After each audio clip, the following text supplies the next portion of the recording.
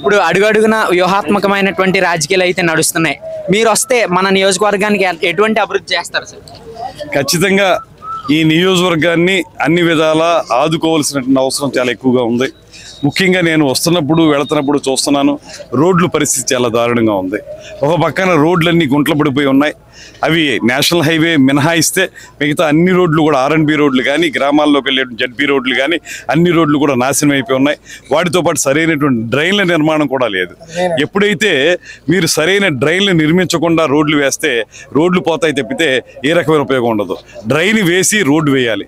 ఆ రకమైన ప్రణాళిక చేయకపోవడం వల్ల ఇక్కడ చాలా ఇబ్బంది జరుగుతూ ఉంది. ఈ 5 సంవత్సరాల కాలంలో అభివృద్ధి పూర్తిగా కుంటుపడిపోయింది. ఈ ప్రాంతంలో రైతాంగానికి కానీ, అదేవిధంగా విద్యార్థులకి, యువతకి కానీ అనేక రకాల సమస్యలు ఉన్నాయి. ఎడదోలు పట్టణంలో సమస్యలు ఉన్నాయి, పెరవలి మండలంలో సమస్యలు ఉన్నాయి. వీటన్నిటినీ కూడా పరిష్కరించడానికి ఒక వ్యూహాత్మకమైనటువంటి కార్యక్రమాన్ని, ప్రణాళికాబద్ధమైనటువంటి కార్యక్రమాన్ని తయారు చేసుకుంటాం. రేపు త్వరలోనే మా మేనిఫెస్టో వస్తుంది, 3 పార్టీల మేనిఫెస్టో. ఆ మేనిఫెస్టోలో పొందుపరచబడినటువంటి అంశాలతో పాటు ఇక్కడ స్థానికంగా ఈ నియోజకవర్గానికి ఒక మేనిఫెస్టో తయారు చేస్తాం. ఎక్కడెక్కడ ఏ ఏ కార్యక్రమాలు చేయాలి, ఎక్కడెక్కడ ఏ రకమైనటువంటి సమస్యల్ని పరిష్కరించాలనేటువంటి దాని మీద ఒక మేనిఫెస్టో, ఇక్కడ క్షేత్రస్థాయి పరిశీలనతోటి ఒక మేనిఫెస్టో తయారు చేస్తాం. ఆ మేనిఫెస్టోని రేపు అధికారంలోకి రాగానే ఇంప్లిమెంట్ చేసి ప్రజలందరికీ ఉపయోగపడే విధంగా కృషి చేస్తాం.